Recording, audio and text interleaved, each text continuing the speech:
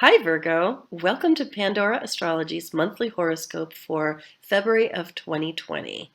This month, not just one, but two planets are going retrograde, or at least one of them is an asteroid. We think of it as a planet, and that's Juno, and she is so important for relationships.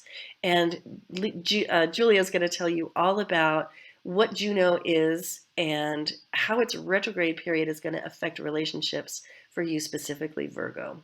Hey, Julia, take it away. All right, Virgo. So yeah, I want to talk a little bit about Juno because we haven't covered her in our other videos, but since she's going retrograde this month, it's a very important topic.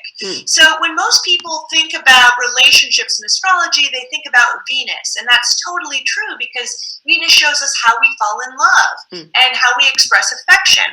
But as another side of us in relationships, Juno is actually quite important because she describes what our long-term relationship needs are so that we can sustain a partnership over time. And this is particularly important because this month there's Valentine's Day, which is usually a time when people have relationships on their mind. So let's jump in and have a look at it. So first I'm going to start with Venus because she's going to be entering your 8th house of deep intimacy on February 7th. So you might find more pleasure in merging deeply with your partner, emotionally, financially, and especially physically. Now, Juno is going retrograde in your 2nd house of income and values on February 8th. So you may be reviewing whether your partner is being supportive of your ability to earn your own income. Now, since this is also the house of values, you also might be evaluating how your partner shares your values and whether you two can find some common ground if there are some values which you guys don't share together. Now, Venus and Juno are going to oppose each other on February 25th, and this is going to take place over the 2nd and 8th house axis, which has a lot to do with money and resources. So how does having a partner either support your ambition to be a good earner, or how does your partnership either add or subtract from your own resources? And is there any way or any challenges that you need to overcome to be more satisfied with how money works within your partnership? Now, another planet I want to talk about is Mars because he starts this month in your 4th house of family and home. So you could feel really driven, because that's what Mars does, to accomplish a lot on the home front, such as doing housework or making your home repairs that are much needed. But Mars can also have a feisty energy too, so be wary of having fights with the people you live with or your family members. Then Mars enters your 5th house of fun and games. So if you play any games, I didn't give the date to that. That's going to be entering the 5th on February 16th. That's right. So if you play any games, like if you do trivia nights or if you play computer games with other people, you might feel extra driven to win and extra competitive in general.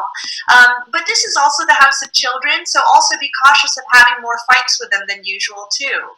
And I know that there's stuff going on this month with the moons, Jamie, that also has a relationship theme, right? Yes, absolutely. There's a full moon in Leo happening. So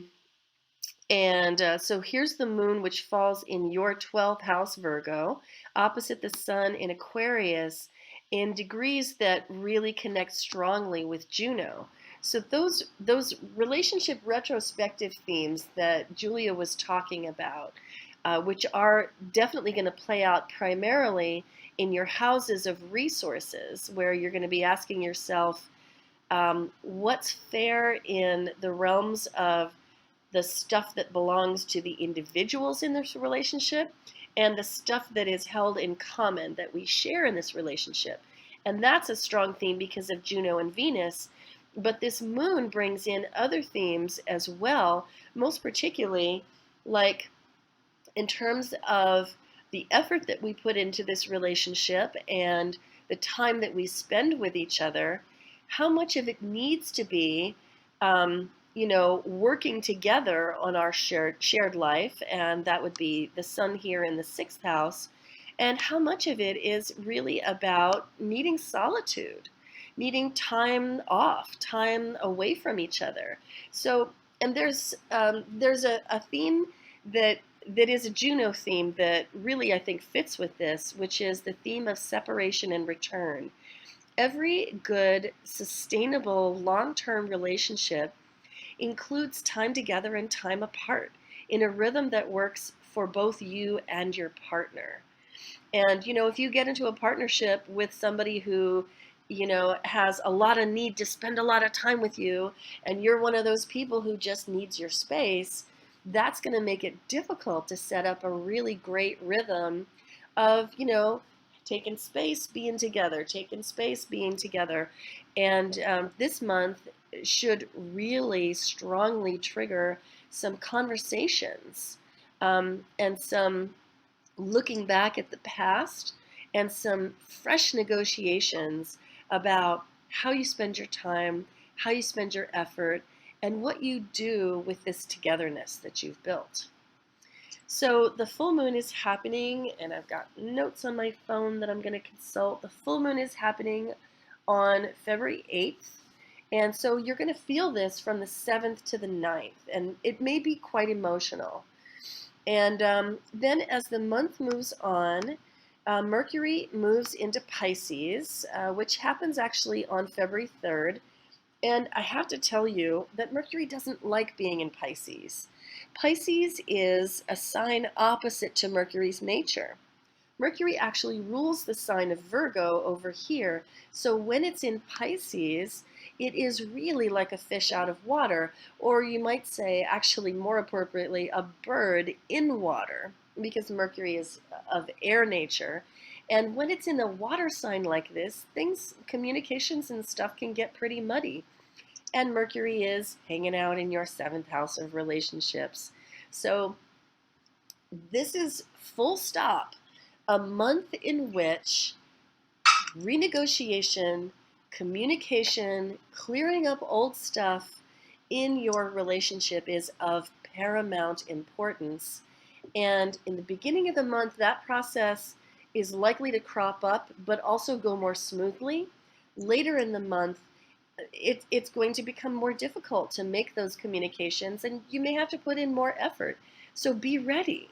Be ready to say what you need to say as clearly and compassionately as possible, and to hear and really understand in your heart as well as your head what your partner is saying to you. And I don't know if Julia said this clearly enough, but Juno's themes do not just cover marriage. They cover the relationships that are a lot like marriage.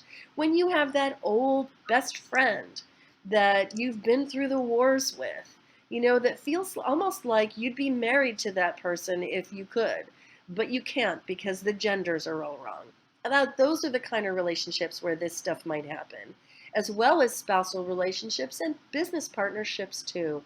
So all of these are up for retrospection, clarification, and renegotiation this month, very much. So later in the month, the sun and moon come into a conjunction, as they do every month, and we call this a new moon. It's happening for you in Pisces in your 7th house, and it's really going to be very connected with that Mercury retrograde. And it's going to bring up a lot of emotions because lunations do that. They're emotional. New moons in particular plant new seeds. So that new moon, which is happening on February 23rd, and that's the date that I'm showing here, that new moon is going to really be an opportunity to plant seeds for better communication in your relationships in the whole entire future. And again, all those kinds of relationships. So follow I'm going to say a funny phrase, follow the pain. Wherever the pain is, find it and do the communication necessary. If like your marriage is going great and it's your business partnership that has some old stuff that needs to be cleared up, that needs to be spoken about, that needs to be heard, go there. Spend this month's Mercury retrograde energy there, where it will do the most good and have the most effect for the future. One last thing I want to tell you about is that this month a super fabulous transit of Jupiter and Neptune is beginning. It's going to be lasting all year, and it's going to bring up wonderful sensations for those of us who have an ethical or moral system that is thoroughly plugged into our compassion for all living things, and particularly all of humanity. So if you find that your ethical and moral system helps you to be nice, to be kind to all human beings, then this is going to be a great year for you. This is going to be a year in which you find yourself with access to joy, grace, and luck that you have never quite felt this way before. And a lot of that is going to show up in your relationships because one of these two planets is falling in your 7th house, and that's Neptune.